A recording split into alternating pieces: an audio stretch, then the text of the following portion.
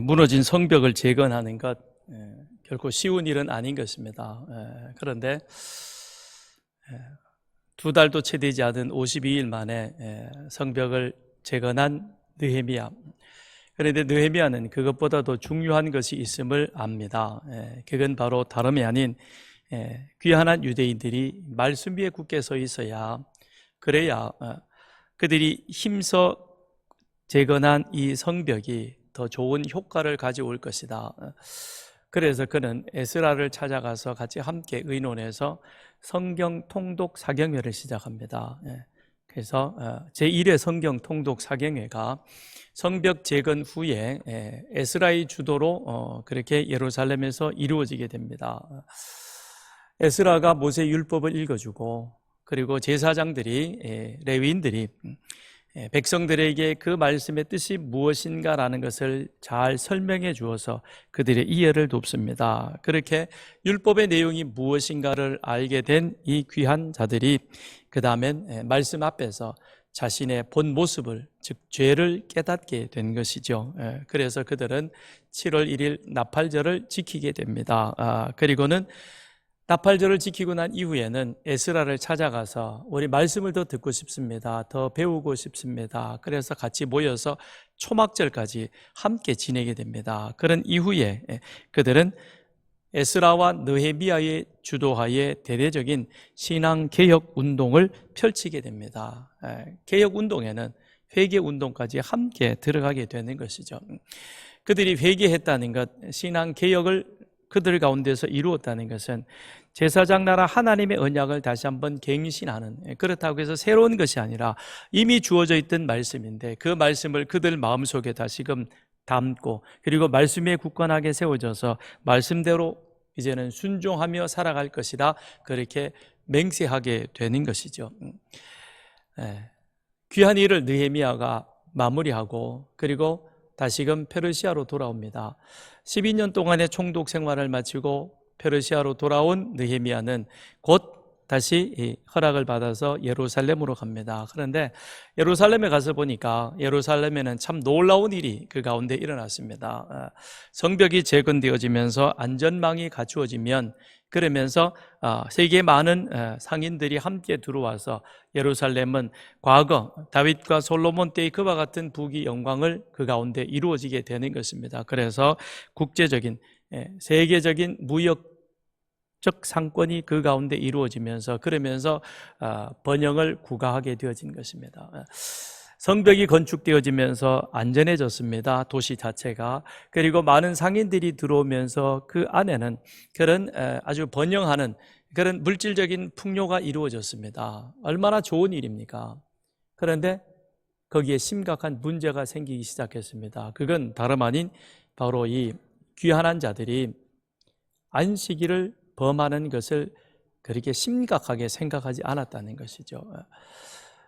귀환한 자들이 성벽을 건축하고 나서 그 다음 그들이 에스라의 말씀을 들으면서 회개 운동을 했었고, 그 다음에 그들 마음속에 신앙 개혁까지 이루어가면서 우리는 다시금 제사장 나라 백성으로서 이제 우리는 그 말씀에 순종하겠습니다라고 그렇게 다짐을 했습니다. 이것이 그들의 개혁이었습니다. 그랬던 그들이 물질적 풍요가 그들 가운데 들어오며 삶이 안전해지니까 그 다음은 하나님과의 약속을 떠나기 시작했다는 거죠. 안식일을 범했다라는 그것은 곧 그들 가운데 제사장 나라의 그런 어떤 인식과 의식을 점점 그들의 삶 속에서 망각하기 시작했다는 것입니다. 안식일을 지키는 것은 제사장 나라의 시작이요 기초와도 같습니다. 하나님께서는 이스라엘 백성들에게 3가지 명절을 주십니다. 유월절, 오순절, 초막절. 그런데 그 명절은 반드시 하나님의 언약궤를 둔 곳, 그래서 다윗 이후로 솔로몬이 성전을 건축하고 난 다음에는 예루살렘에서 그들은 유월절, 오순절, 초막절, 명절을 지킵니다. 그러면서 동시에 그들에게 준 절기가 있죠. 그것은 안식일, 그 다음에 안식년, 희년인 것입니다. 그런데 이 안식일은 어디서 지키느냐? 내 있는 삶의 자리에서 지키는 겁니다. 그래서 안식일을 지키며 안식년과 희년을 함께 지키게 되는 것입니다. 그런데 희년은 50년마다 다시금 원위치로 돌아가는 것이죠. 그 가운데 안식년을 7번 지나게 되는 겁니다. 그러면 희년과 안식년이 제대로 정착되기 위해서 시작되어지는 출발점은 안식일인 것이죠. 안식일이 제대로 지켜지지 않으면 안식년이란 제도가 제대로 그들 가운데 정립이 되어지지 않고, 그러면 희년은 물 건너가는 겁니다. 50년 후에 되어지는 일인데 어려운 것이죠. 그러므로 안식일이 무너진다는 것은 제사장 나라의 기초가 무너지는 것이요, 그건 오늘 우리들에게 들어온다면 예배가 제대로 세워지지 못하면 우리의 신앙생활은 제대로 나가질 못하는 겁니다. 예배가 바르게 세워져야 우리 신앙생활이 온전하게 나아가는 겁니다. 그러므로 예배는 우리의 신앙인들에게 있어서는 기본이요 기초와도 같다는 것입니다. 우리의 신앙생활의 모든 실천은 어디서부터 시작되느냐? 하나님 앞에 영과 진리로 드리는 이 예배에서부터 우리의 신앙생활은 그 다음엔 하나하나 탑을 쌓아가게 되는 것이고, 그리고 그 넓이와 깊이와 높이와 너비가 더 확장되어가는, 그래서 그리스도를 온전히 닮아가는 그런 모습으로 가게 되는 것입니다. 그러므로 예배라고 하는 것은 하나님의 은혜로 죄사함의 은혜를 입었고, 그리고 그리스도의 나라로 옮겨진 우리들이 이제는 그분의 가르침을 따라 우리의 삶을 실천하겠습니다라는 다짐의 출발점인 것입니다. 출발을 잘해야 마지막까지 우리는 잘 갈 수 있게 되는 것이죠. 그런데 귀환한 유대 공동체가 안전하게 되었습니다. 잘 살게 되었습니다. 그러니까 안타깝게도 그들 가운데 예배가 무너지기 시작했습니다. 그래서 말라기 선지자가 아주 신랄하게 그들의 무너지는 예배에 대해서 지적을 하지 않습니까? 심지어는 뭐라고까지 얘기를 합니까? 성전 문을 닫았으면 좋겠다. 너희가 드리는 이 예배가 제대로 된 예배이냐? 차라리 제사장들 얼굴에 똥칠을 했으면 좋겠다. 하나님이 너무너무 화가 나셔서 말라기 선지자를 통해서 그렇게 그들의 무너지고 있는 예배를 지적하며 다시금 바르게 세우라고 그렇게 경고를 합니다. 그러나 안타깝게도 이 귀한 자들은 그 경고를 그냥 흘려버립니다. 그래서 400년 동안 하나님께서 더 이상 말씀하지 않는 중간사 시대에 암흑의 시간들을 보내게 되는 것이죠. 안타까운 모습이 그들 가운데 있게 됩니다. 빌립보 교회도 그럽니다. 빌립보 교회는 유럽에서 처음 세워진 교회예요. 그리고 바울의 선교에 마음과 물질을 함께 동참했던 참 귀한 교회입니다. 바울이 로마 감옥에 갇혔다는 소식을 듣고 그를 도울 수 있는 사람 에바브로디도 목회자를 보내줍니다. 그리고 빈손으로 가지 않고 필요한 무엇인가를 구입할 수 있도록 물질까지 후원해 주었던 그런 교회였습니다. 그런데 바울이 에바브로디도와 함께 같이 앉아서 이런저런 이야기들을, 교회에 대한 이야기들을 나누는 가운데 빌립보 교회 안에서도 이처럼 유럽에 처음 세워진 교회요, 바울의 선교에 지금까지 같이 동참하는 것 같았지만, 그런데 그 안에도 무슨 문제가 있었느냐? 교회 안에 심상찮은 그런 여러 가지 크고 작은 문제의 조짐들이 보였습니다. 그래서 바울이 빌립보 교회에 대해서 감사의 마음을 담아서 편지를 쓰면서, 그러면서 그들 교회 가운데 일어나고 있는 크고 작은 문제에 대해서 하나하나를 간간히 지적을 해줍니다. 그냥 감사합니다, 고맙습니다, 기쁩니다만으로 끝나는 것이 아니라 그들의 보내준 물질에 대해서 감사한 마음을 가지고 있지만, 그리고 내가 비록 빌립보 로마 감옥 속에 있어서 힘든 가운데 있지만 그러나 나는 하나님이 주시는 기쁨으로 충만합니다. 그런데 너희들 가운데는 이런 문제들이, 이런 어려움이 있구나. 이거를 극복하고 넘어가야만, 그래야 나와 같이 감사와 기쁨이 함께할 수 있는 그런 교회, 그런 하나님의 백성이 될 수 있다라고 그렇게 말씀하는 것이죠. 그래서 1장 27절에 보면 그리스도의 복음에 합당하게 생활하라.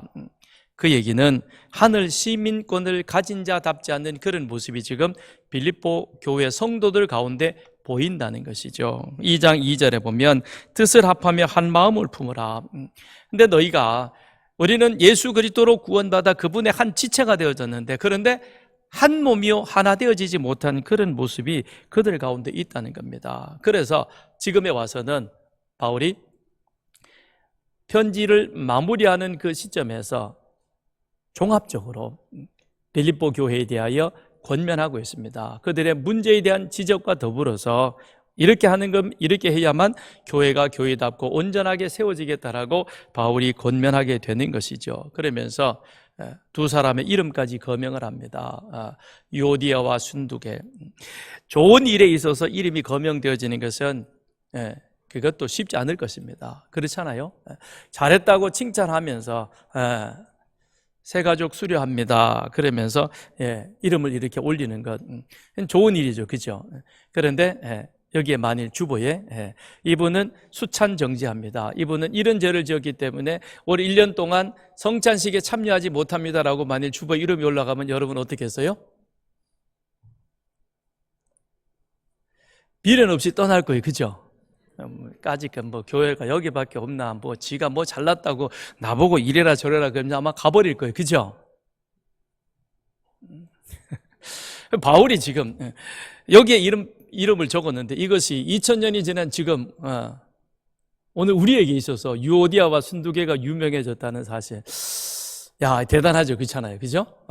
그러면서 유오디아와 순두계 너희들은 이기심과 교만으로 지금 빌립보 교회, 주님의 몸된 교회를 그렇게 지금 어렵게 만들고 있다. 그러지 말고 너희 두 사람이 복음의 진리로 일치된 행동, 조화를 이루어서 그리하여 주님의 몸된 교회를 건강하게 세워갔으면 좋겠다라고 바울이 그렇게 권면하고 있습니다. 쉽지 않은 말씀입니다. 그러나 꼭 필요한 말씀이기 때문에 이 말씀을 하는 것이죠. 그럼 오늘 우리들은 어떨까요?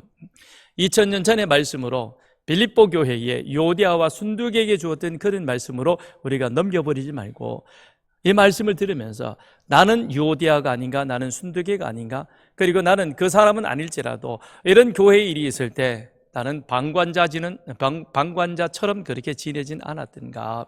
이것이 주님의 교회라면, 하나를 만들어 가야 된다면 우리가 한 마음 한 생각으로 같이 가기 위해서 나는 어떤 수고와 노력을 했는가, 우리가 함께 깨닫는 이런 시간이 되었으면 좋겠습니다. 1절 같이 읽습니다. 시작. 그러므로 나의 사랑하고 사모하는 형제들, 나의 기쁨이요 면류관인 사랑하는 자들아, 이와 같이 주 안에서 서라.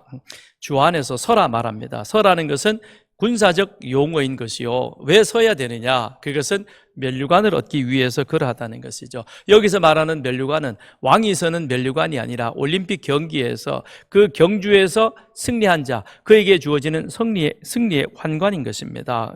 그런데 이 승리자의 면류관은 누가 얻을 수 있느냐?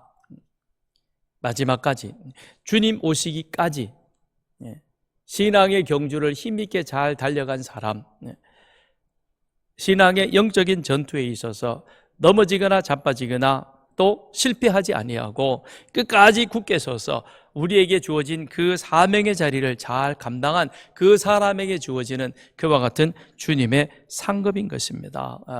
우리는 이 상급을 받기 위해서 그렇게 주 안에서 굳게 서 있어야 하는 것입니다. 그런데 우리는 구원받은 자이지만 여전히 타락한 이 죄악의 몸을 입고 있기 때문에, 그래서 우리는 쉽게 유혹에 잘 굴복합니다.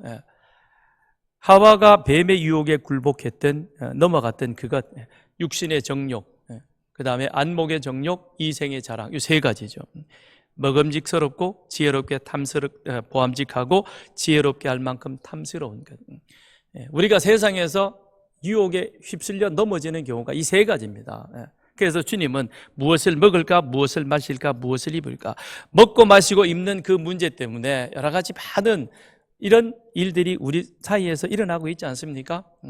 그래서 아마 그랬을 거예요. 저 사람이 장관 청문회에 나가리라고는 생각하진 않았을 거예요. 그래서 열심히 이리저리 수단 방법을 가리지 않고 주소도 옮기고 그 다음에 뭐도 하고 뭐 이래가지고 돈을 좀 모았는데 어느 날 갑자기 장관 후보 지명이 됐습니다. 야, 이거 안 할 수도 없고 할 수도 없고 이생의 자랑, 관심 있죠, 그죠? 여러분 보고 장관 하라 그러면 안 하겠어요? 나는 능력이 안 돼서 안 하겠다. 설령 능력이 안 돼도 아마 하려고 그럴 거예요, 그죠? 왜 대답을 안 하십니까? 근데 그 자리에 서가지고는 어때요? 다 끄집어 나오죠, 그죠? 근데 그 보면 다 뭡니까? 먹고 마시고 입는 이것, 거기에서 벗어나는 거 있습니까? 없습니다. 그 문제 때문에 전부 그렇게 부끄러운 그런 모습이 있게 되어지는 것이죠. 성경에도 보면 그런 일들이 많이 있습니다. 대표적인 사람이 다윗이잖아요. 아무런 이유도 없이 현직 왕으로부터 그렇게 추격을 당합니다. 그런데 다윗은 그 추격을 벗어날 수 있는 절호의 기회 2번을 가집니다. 그렇지만 다윗은 그 순간에 이와 같은 육체의 정욕, 안목의 정욕, 이색의 자리, 여기에 유혹당하지 아니하고 지금까지 힘들지만 어렵게 붙잡고 왔던 하나님의 율법, 하나님의 관계를 가지고 그는 사울을 죽이지 않습니다. 넘어갑니다. 그랬던 그가 왕이 되어졌습니다. 편안해졌습니다. 그런데 옥상 한번 거닐다가 그만 밑으로 하염없이 추락합니다. 목욕하는 우리아의 아내 바세바를 보면서 그동안 그가 어려운 가운데서도 굳건하게 붙들면서 그 육체의 욕심 속에 빠지지 않고 몸부림쳤던 그것이 한꺼번에 추락하지 않습니까? 그래서 간음죄도 지었고 살인죄도 짓고 끔찍한 죄를 짓는 겁니다. 그게 우리 인간의 모습이다라는 것입니다. 그래서 그와 같은 유혹을 이기기 위해서 넘어지지 않으려면 어떻게 해야 되느냐? 바울은 말합니다. 주 안에 서 있어야 한다.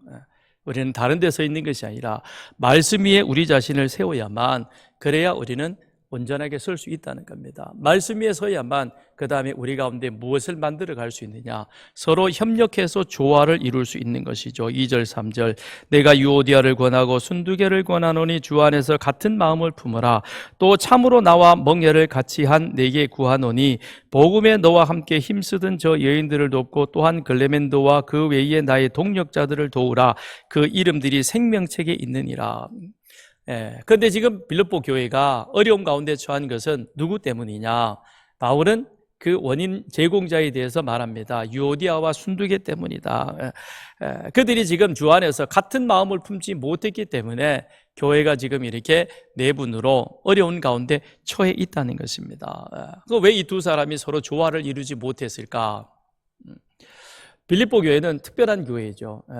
마게도니아 첫성에 세워졌던 교회인 것이며, 그 교회가 세워질 때에 큰 역할을 한 사람이 바로 자주장사 루디아였습니다. 그러니까 빌립보 교회는 여인들의 그와 같은 헌신과 수고에 의해서 세워졌던 교회요, 이후로도 아마 이런 루디아의 영향력이 교회 안에 많은 여성들에게 큰 자극이 되었고, 그리고 용기가 되었을 것입니다. 아, 루디아도 할 수 있다면 나도 할 수 있지 않겠느냐. 그렇죠? 저분들이 찬양하면 나도 할 수 있겠다. 그렇죠? 그런 마음 안 들어요? 우리 다 가질 수 있어요. 노래방 가서는 그렇게 핏대를 세우면서 잘하면서 왜 여기에서는 양보하십니까? 그러지 말고 하십시오. 얼마나 아름다운 찬양이요. 하나님이 얼마나 이걸 통해 영광 받으시겠습니까? 어디까지 갔어요? 루디아도 저렇게 한다면 우리도 할 수 있겠다. 그래서 유오디아도 순두개도 힘과 용기를 내어서 빌립보 교회를 그렇게 훌륭하게 잘 세워왔습니다. 그래서 각자의 역할에서 각자 교회를 잘 건강하게 세워갔는데, 그런데 언제부터인지는 모르지만 둘 사이에 뭔가 문제의 조짐이 보이기 시작했습니다. 그래서 서로 이전에는 눈만 봐도 잘 맞아가지고 그냥 언니 내가 할게 네가 할래 그러고는 서로 이렇게 맡겼는데, 근데 어느 순간에는 얘기했는데도 돌아서면 딴 얘기가 나오고, 그래서 이게 지금 삐그덕삐그덕 그런 모습이 있게 되어졌다는 것입니다. 근데 그 문제에 대해서는 바울은 말하지 않습니다. 왜일까요? 이게 지금 빌립보 교회 보낸 편지거든요. 빌립보 교회 성도들은 알고 있습니다. 둘이서 저렇게 열심히 잘하다가 지금 저렇게 문제가 된 건 이거는 누구에게 뭔 문제가 있고 누구에게는 어떤 문제가 있다는 걸 자기들끼리는 아는 것이죠. 그죠? 우리는 모릅니다. 정말 궁금하면 천국 가서 물어보세요. 빌립보 교회 성도 만나서 그때 무슨 문제였느냐, 아니면 바울에게 물어봐도 되겠죠. 그죠? 그래서 이 문제에 대해서 권면을 하죠. 그런데 그걸 우리는 그 앞에서 바울이 이미 한번 넌지시 그 문제에 대한 것들을 드러내고 있습니다. 2장 1절로부터 5절을 보십시다. 2장 1절로부터 5절. 그러므로 그리스도 안에 무슨 권면이나 사랑에 무슨 위로나 성령의 무슨 교제나 긍휼이나 자비가 있거든 마음을 같이하여 같은 사랑을 가지고 뜻을 합하며 한 마음을 품어 아무 일에든지 다툼이나 허영으로 하지 말고 오직 겸손한 마음으로 각각 자기보다 남을 낮게 여기고 각각 자기 일을 돌볼 뿐더러 또한 각각 다른 사람들의 일을 돌보아 나의 기쁨을 충만하게 하라. 너희 안에 이 마음을 품어라. 곧 그리스도 예수의 마음이니. 여기서 바울이 지금 빌립보 교회에 대해서 권면하는 내용이 있습니다. 너희들 가운데 지금 내가 굳이 문제는 얘기를 하지 않겠지만 그런데 그 문제를 해결할 수 있는 좋은 방안 세 가지가 있다는 것입니다. 이것이 4장에 보면 요디아와 순두개가 서로 조화를 이루지 못했던 그와 같은 원인이 되어줄 수 있는 것이죠. 그게 뭐냐면 첫째가 뜻을 합하여 한 마음을 품으라. 지금 두 사람이 마음이 각각 달라졌다는 것입니다. 그 다음에 두 번째는 자기보다 남을 낮게 여기라. 서로 제잘났다고 지금 경쟁을 하고 있는 것이죠. 주의 일을 위해서 선한 경쟁력은 좋겠지만 근데 그것이 주의 권위 아래서 우리가 열심을 내는 것과 주님의 권위를 걷어차버리고 내가 잘났다, 내 의의를 드러내기 위해서 열심을 내면 이 교회는 힘들어지게 되는 겁니다.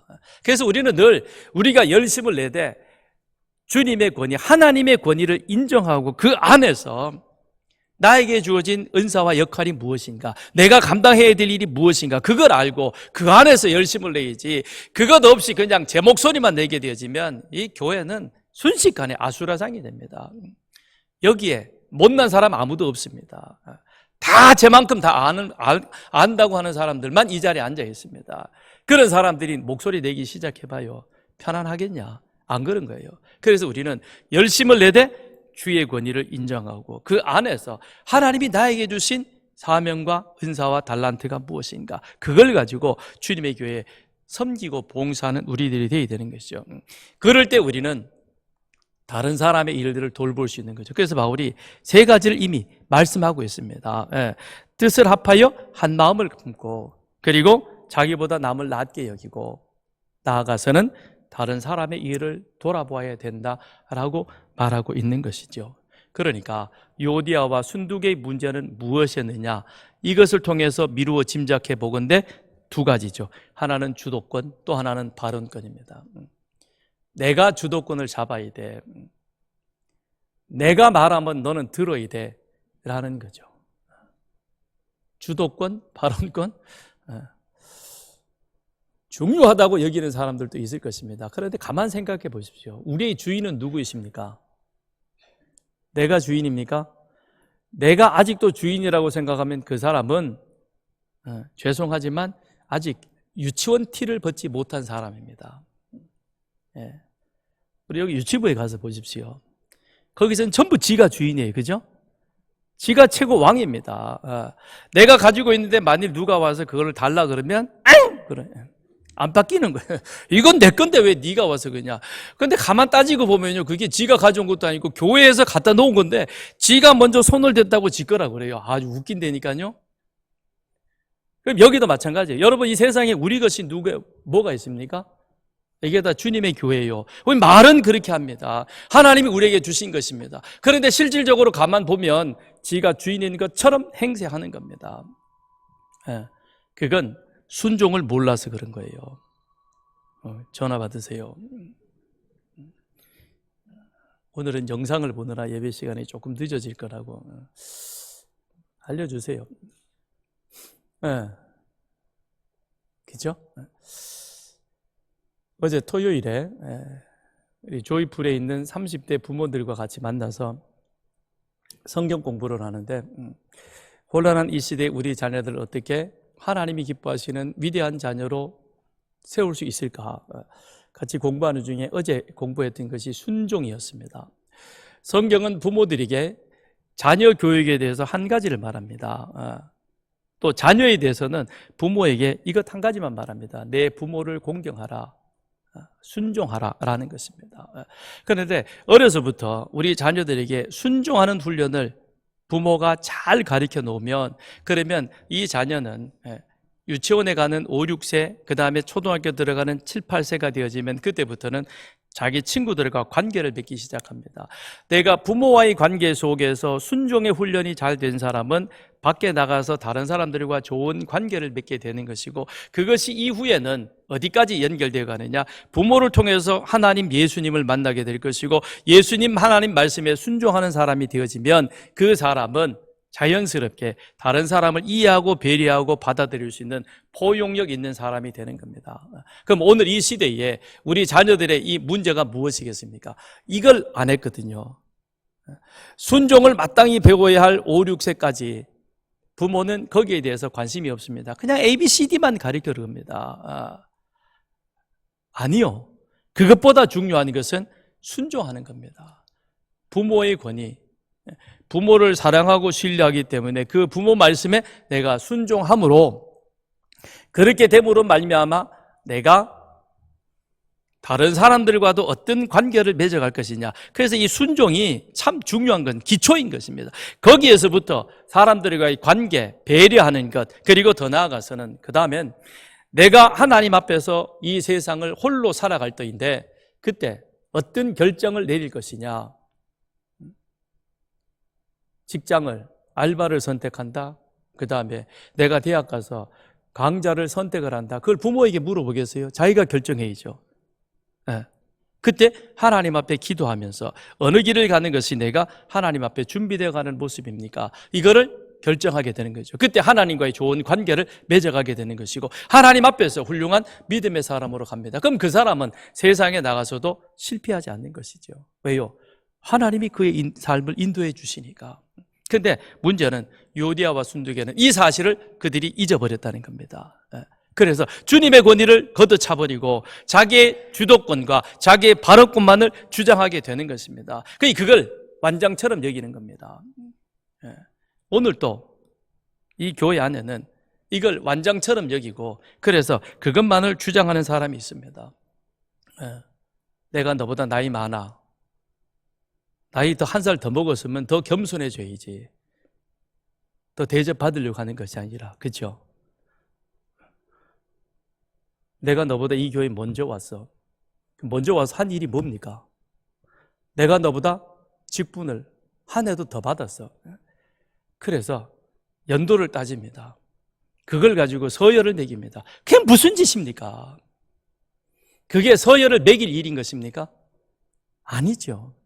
근데 그걸 공공연히 교회 단체에서 그런 일을 하고 있는 겁니다. 그러니 그게 어디로 들어옵니까? 교회 안에 들어와서 그것 완장처럼 여기고 그리고는 그렇게 행세하는 겁니다. 그러니 교회가 교회다워지지 못하는 것이죠. 그건 완장이 아니라 섬기라고 하는 하나님의 명령인 것입니다. 그걸 잘 섬겨야만 그래야 교회가 건강해져 가는 것이죠. 근데 지금 유오디아와 순두개는 이게 지금 두 사람이 이미 하나님의 권위를 걷어차버리고 주도권과 발언권만을 주장하다 보니까 둘 사이에 인간적 감정의 골이 깊어졌습니다. 해결이 안 되는 것이죠. 그래서 뭐라고 얘기를 합니까?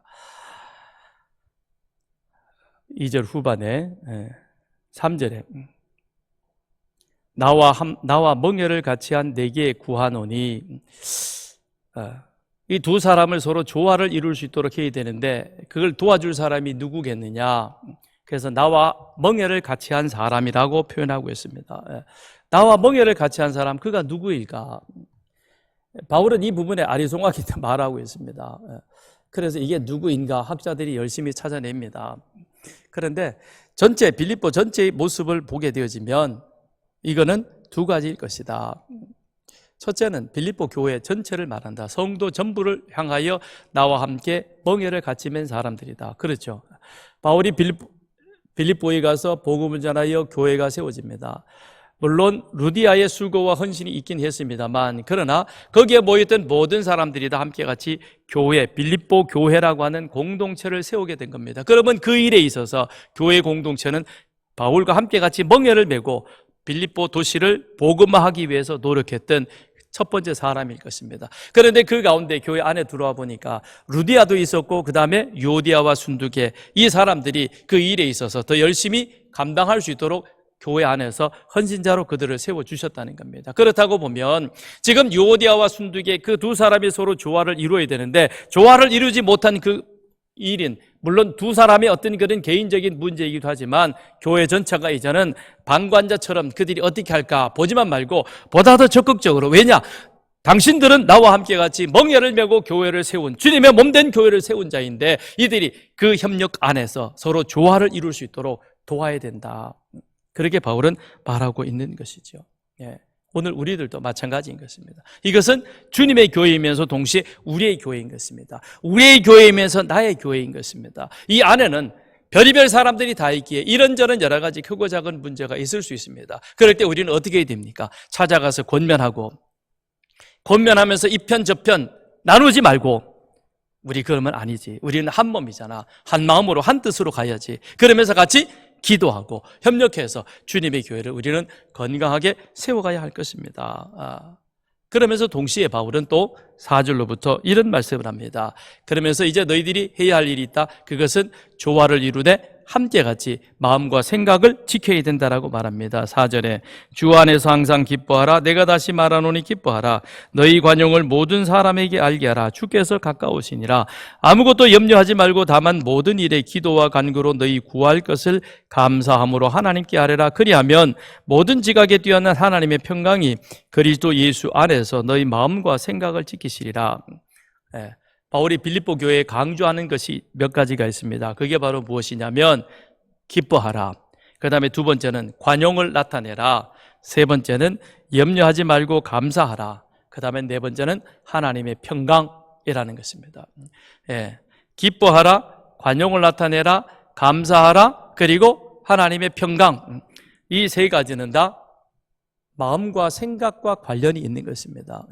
우리 마음속에 무슨 생각을 채워넣느냐에 따라서 그것이 기쁨이 될 수도 있고 염려가 되어질 수도 있습니다. 우리 마음속에 어떤 생각을 갖고 있느냐에 따라서 그것이 불평과 원망이 될 수도 있고 하나님 앞에 무한한 헌신과 감사로 나아갈 수 있는 것입니다. 그러므로 마음과 생각을 지키는 자는 승리하게 될 것이요, 마음과 생각을 지키지 못하고 실패하면 그는 절망의 나락으로 넘어지는 자가 되고 말 것입니다. 그런데 바울은 그 마음과 생각을 지키되 반드시 어디에 있어야 되느냐? 주 안에 있어야 된다라고 그렇게 말하고 있는 것입니다. 세상은 주님 밖에서 기쁨을 찾죠. 그래서 좀 더 편한 것, 좀 더 좋은 것, 좀 더 맛있는 것, 그걸 찾아가지고 여기저기를 돌아다니면서 그러면서 맛집 기행. 우리 집에서 먹는 것만 해도 얼마나 맛있어요. 굳이 그렇게 멀리 이 더운 여름에 가서 먹어야 됩니까? 뭐 그래 봐야 그게 그거더만. 별거 아니잖아요. 그렇죠? 집에서 맥심 커피 한 잔 얼음 넣어서 타 먹어도 너무 맛있는데 뭐 굳이 여기가 뭐 우리나라 최고로 큰 카페니 가봐야 뭐. 그런데 갈 시간이 있으면 교회 와서 조용히 성경 읽고 기도하세요. 아이고 참 우리 목사님은 늘 꼰대 같다 그러는데 그게 우리 모두에게 다 유익이 되는 거 아닙니까? 그렇잖아요. 뭐 특별히 뭐 더 한 거 있습니까? 물론 어쩌다가 가끔 한 번씩 갈 수는 있겠죠. 가족들하고 같이 한번 만나서 할 수는 있지만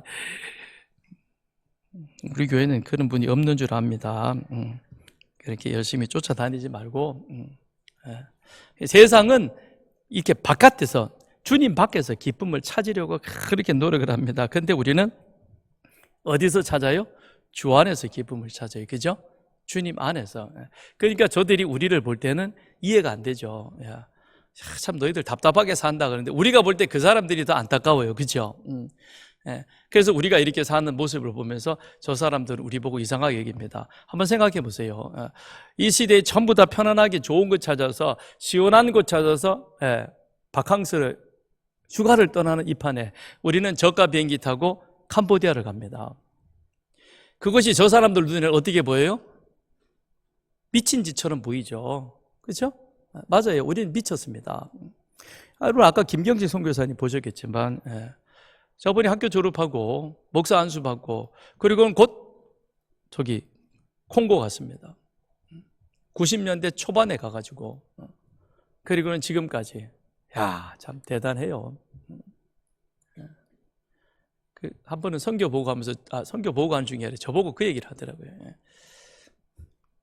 장 목사님 쥐 먹어봤어 그러더라고요.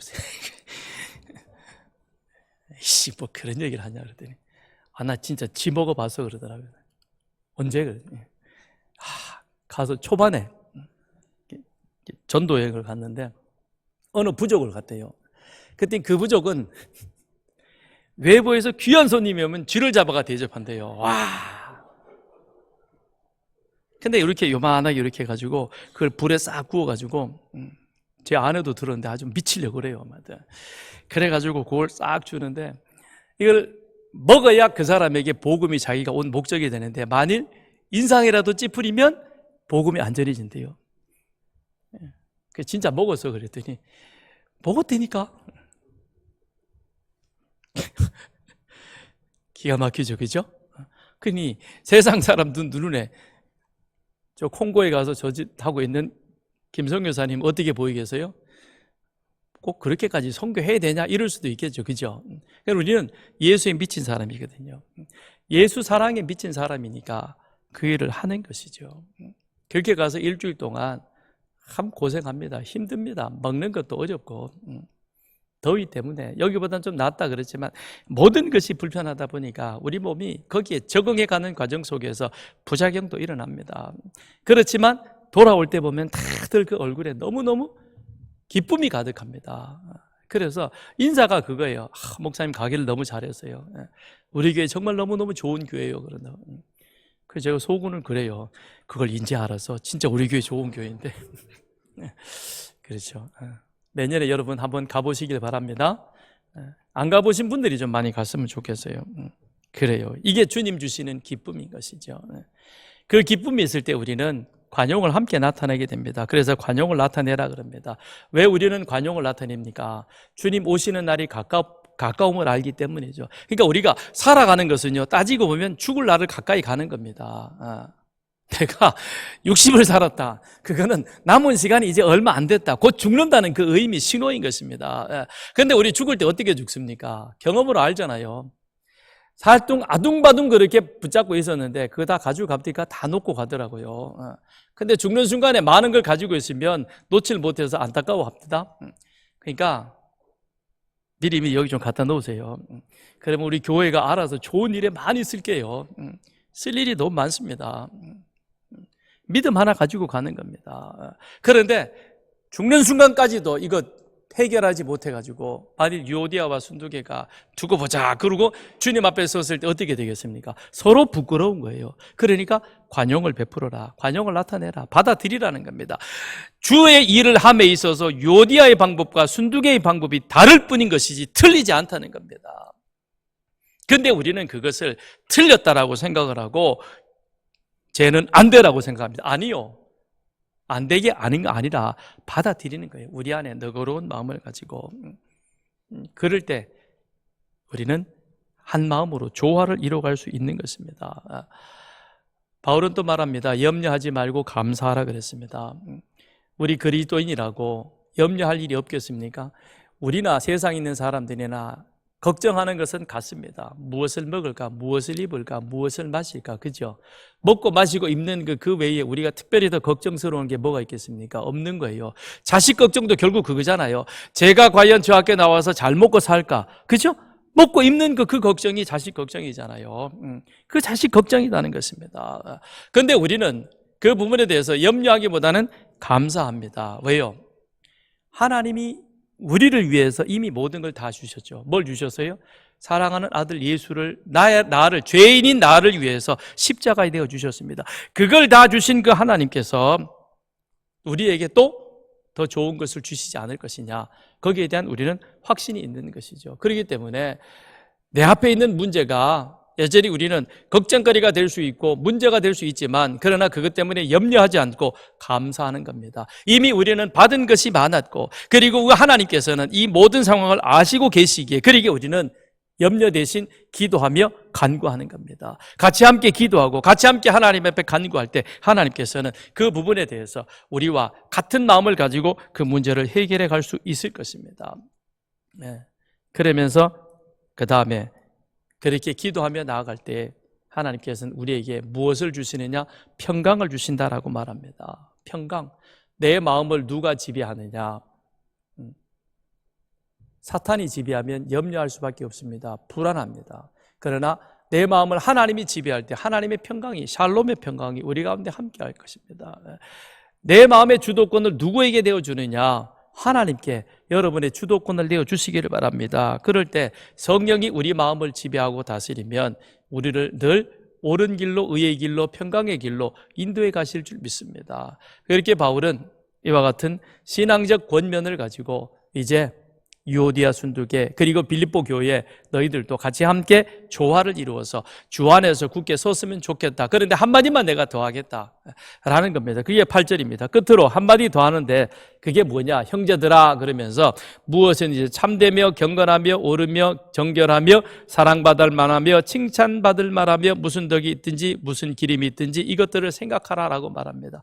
바울이 여기서 말하는 6가지의 덕목은 그건 당시 헬라 사람들이 세상적 윤리 도덕적으로 볼 때 귀하다라고 생각하는 것, 그래도 사람이 이 정도까지는 그래도 되어야 되지 않겠느냐라는 그들 나름대로 윤리 도덕의 기준을 만들어 놓은 겁니다. 그러니까 바울은 말하는 겁니다. 자, 우리는 은혜 받은 자로 교회 안에서 우리 그리스도인이 갖춰야 될 신앙적 덕목, 그걸 바울이 먼저 말하고, 그러면서 우리는 이 세상 속에서 믿지 않는 사람들과 더불어 살아가지 않느냐. 그렇다면 그 사람들이 볼 때 그 사람들의 기준에 맞추어서 저 사람들은 신앙적으로도 그 기준에 맞췄지만 그러나 세상적 기준에도 이게 잘 맞춰져서 그래서 모든 면에 있어서 훌륭한 사람이네, 그런 소리를 들으라는 겁니다. 그러니까 저 사람은 신앙적으로 교회는 열심인데 아이고 전 못 믿어, 그러니까 돈 빌려주지 마, 이러면 안 되는 거잖아요. 그렇죠?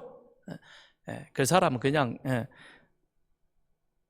증서 안 써도 이자 준다 그랬으면 꼬박꼬박 주고 분명히 갚을 거야. 그래야 되죠. 그렇죠?